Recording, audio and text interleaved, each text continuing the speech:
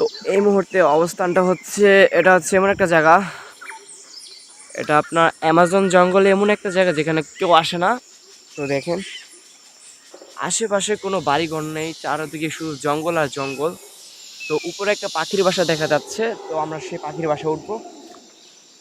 আর আরেকটি ব্যাপার হচ্ছে, এখানে আশেপাশে বাঘের শব্দ শোনা যাচ্ছে, তো তাড়াতাড়ি এখান থেকে নেমে যেতে হবে।